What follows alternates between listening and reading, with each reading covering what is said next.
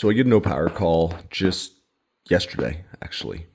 You may have seen the short clip on YouTube already.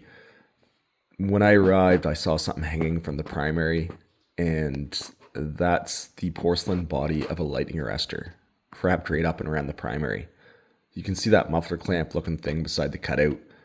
That was fastened to that. Customer said they heard a loud bang and the power went out. So the loud bang was both the fuse blowing as well as the lightning arrestor, quite literally exploding. I picked up pieces of porcelain and parts of the arrestor all over the yard. Some pieces were a good 100 feet away from the pole. Something I've seen and many people have in the line trade, they will certainly let you know lightning arrestors can explode. It's not common, especially with the older type. All of our lightning arrestors now are polymer, like the switches. But there's certainly a few porcelain lightning arrestors up in the air in many jurisdictions.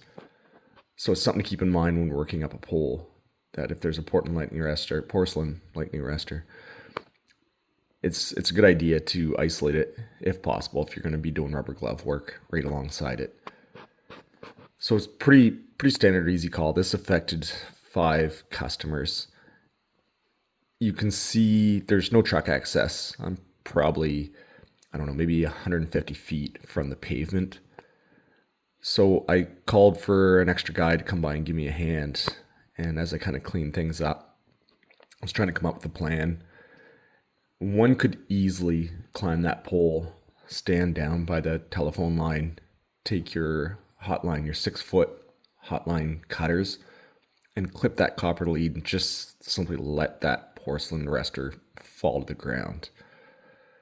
But there was a few concerns. As sure as I am, we could certainly do that without incident.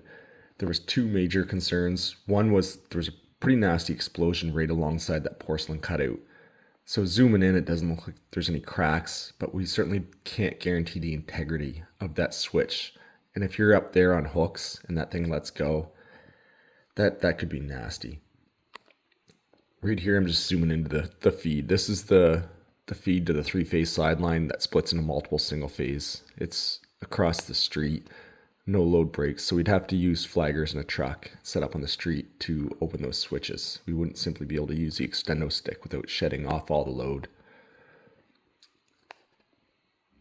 So I kind of squirreled there a little bit, just trying to follow the visuals in the video.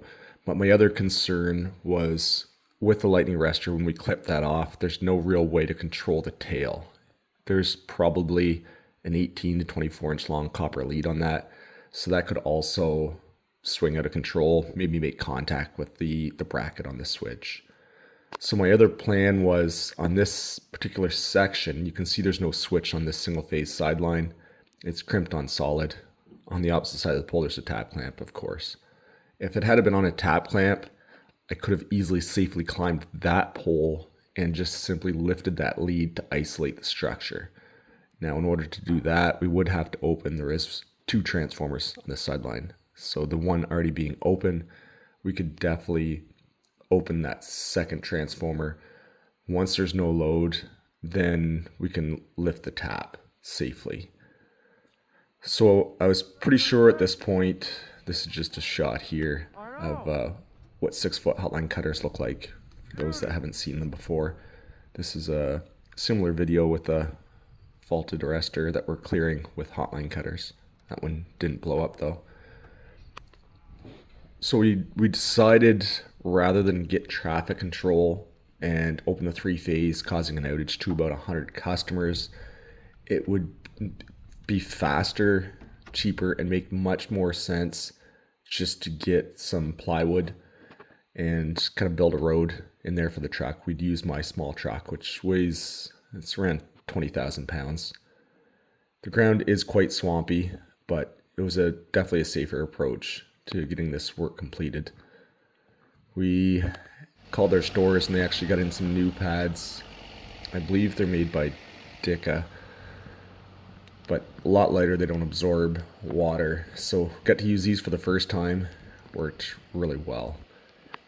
And the only last thing I want to mention before we get into the GoPro, I was super bummed, but the file was corrupted in the first few minutes. So in this shot here, we already have the structure cleared from the hazards. All you missed there was from the bucket. I used those 6-foot hotline cutters that we saw in that image from that night, and clipped in very small sections, clipped the copper leads off, and then we simply allowed it to the ground. I'm super bummed because there were some really good shots where I wanted to point out some things, like when you're allowing something fall to the ground, generally you want to be in control of something, especially as heavy as a porcelain lightning arrestor. But when you're letting that fall, you don't want to simply yell heads up or coming down, whatever. You want to actually stop before making the cut and figure out where the guys are on your crew. So there was a 2-man crew that came to help, plus our storesman. So I was very particular in the video to account for all 3 individuals. Look back, hey guys, I'm going to make the cut, some stuff's going to be coming down, and I made sure I knew exactly where all 3 of them were. If somebody had been at the butt of the pole and caught that on the head, hard hat or not, that's going to hurt. So we did that. We also shorted out our secondary leads in the transformer. You can see those jumper cables on the low voltage bushings. Our procedures allow for 3 options when working on the high voltage bushing of a transformer. Those 3 options are to short them out with test and approved jumper cables, or we can remove the secondary leads from the transformer entirely, or remove the meters off the homes. So those options eliminate any possibility for backfeed. Personally, I prefer using the jumper cables or removing the leads. It's easy to miss something, especially if you're feeding 12, 15, 18 homes in a busy neighborhood. It takes way more time. Once we had that done, we checked for voltage, shorted out the transformer. We removed the lightning arrestor with our hotline cutters. We then simply removed the entire bracket that had the switch and lightning arrestor on it. You can see now it's all polymer. New polymer lightning arrestor just above my hands where I'm working, and a new cutout switch. Also all new copper, new leads. On the transformer we used an insulated wire and a squirrel guard, animal guard. Also cleaned up. There was tails. There were so many mini homes that moved in and out. You can see here I'm clipping another one off.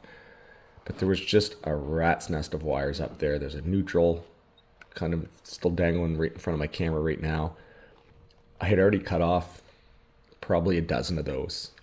And that's about when I realized my camera footage was botched. It started making some funny beeping noises at me. So really apologize for that, guys, but you didn't miss a whole lot. So I'm also, whenever you're working on a structure, something you do every time is when you see bare spots, cover them up. You might see a crimpet cover that fell off or some tape that dried up or whatever. All those loose ends, the reason the guys left them there as they cut the service is in anticipation of reusing them instead of the main line triplex to reattach a new service as many homes move in and out. Problem is, those are all number 2 aluminum leads, and the mini homes now do have 200 amp services, which requires connection to 1-aught. So you're not going to hook up 1-aught wire to a number 2 aluminum wire.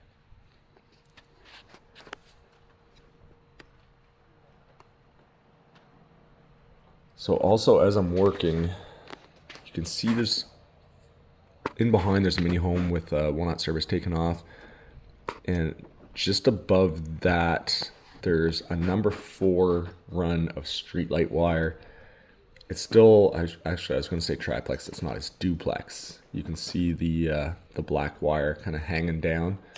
So it's still has a steel strand in the neutral, but there's only one hot wrapped around it, and it's number 4 wire. We only use that for street lights. So right now that wedge clamp that I just pulled out of there, that had let go, and the wire came loose hanging directly just from the connection itself. So I'm definitely going to fix that while I'm up there. Whenever in a structure, You don't have to fix everything. There's no way you can bring every structure you're on up to code. It's just not practical. But one thing you must do is to identify and rectify any of the safety hazards. So that's why I was specific in mentioning to cover up any of those bare spots. Same with connections. There's connections all over a pole. You're not going to redo all the connections every time you're up there, but pay particular attention to people's neutrals. If you see someone's neutral that's corroded, that's the connection that's going to damage stuff in the home. So take the time to fix that stuff for sure. This one here, you can get a better view of it now. You can see that neutral wire. It's hanging on by that crimpet and one strand. So it is ready to let go at any time. So that takes off just feeding one single street light on the other side of the homes. It's a pretty old neighborhood, so nothing was really built up to today's standards here.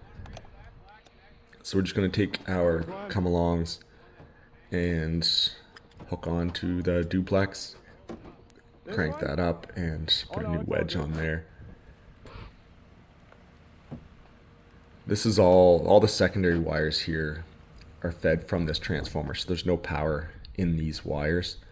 The reason I'm wearing my 20 kV gloves throughout the job is when you're talking clearance from the power lines for the requirements for your rubber gloves, our clearance here is 2 foot 1 inches.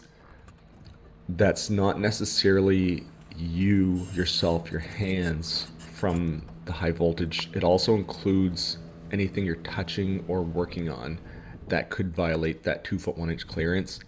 So if I'm holding on to a set of bolt cutters, for example, and I'm reaching up towards that switch, the tip of the bolt cutters is considered an extension of my body. If that violates that 2 foot 1 inch, you're violating your limits of approach. So up here messing around with leads and wires, especially when I put that cutout up on the pole, that's why I had just keep my rubber gloves on throughout the entire job.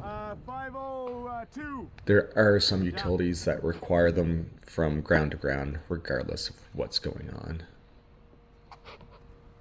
So again, just covering up some bare spots, and I yelled down to my partner that I needed a crimpet for that neutral. So you can see here, he's going to toss that up to me. Boom, good throw. When getting tools and stuff, you're definitely going to see in the trade guys tossing stuff out and throwing stuff down.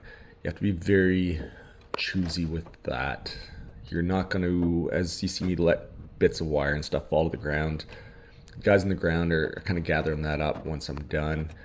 But you want to make particular attention not to leave a mess behind, something that could destroy somebody's lawnmower. You don't want to drop tools or equipment. I've seen guys drop come-alongs into the ground. That's a piece of equipment that you rely on, especially hot sticks, rubber gloves. You never ever drop that stuff. If it's just kind of garbage as you're going, you keep garbage bucket on the truck. But sometimes it's just safer, especially if you're using both hands, to cut something and hold a live end, just to let the other end go. I'm not too worried about it. And if you need a crimpet that weighs 1/8 of a pound and your buddy tosses it up, again, I'm not too worried about that, but you don't want them throwing up your Milwaukee tools, for example, or your come-alongs or grip, and you don't want to be throwing stuff if you're working rubber glove right up in the live, because there's too much of a chance for you to flail your arms off into the live stuff.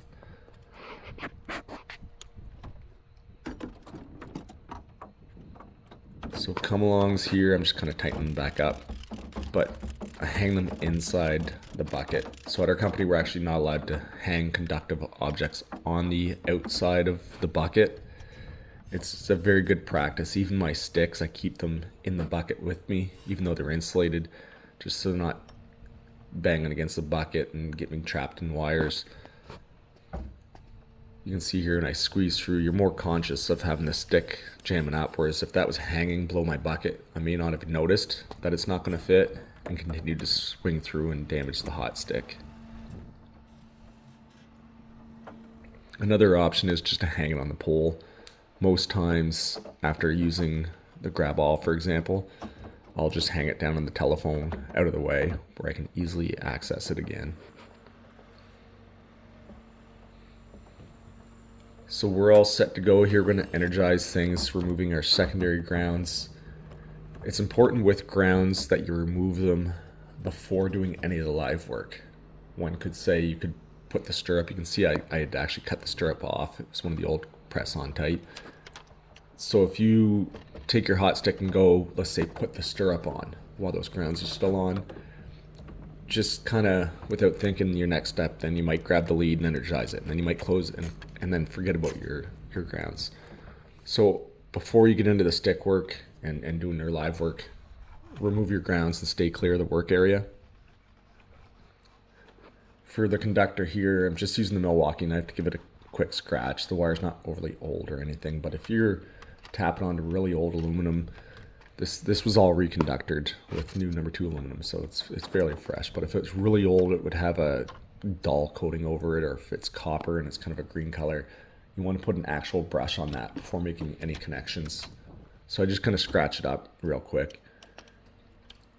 This new stirrup, some people were asking what a stirrup is, and when you connect your riser lead, your tap clamp, onto the line, that connection point, if it starts to arc or heat up, you don't want that arcing on the primary and burning the primary down. You want that to arc on the connection point of the stirrup. The reason the stirrup doesn't arc is just a more rugged connector. It's a couple inches wide. It's coated with Penetrox. It makes much better surface area contact, where the tap clamp, it just kind of bites on almost maybe the width of 2 of your fingers. They're made to be easily removed and reinstalled basically an unlimited amount of times. So right now at this point, that lightning arrestor is energized. Our newer ones, there's a bracket on the transformer. And now we're ready to close her in. This last part especially, where I don't know 100% sure if there's a fault with the can, we're not going to stare at it when we close it. We look at the ground. So thanks for stopping in, guys, and we'll see y'all soon.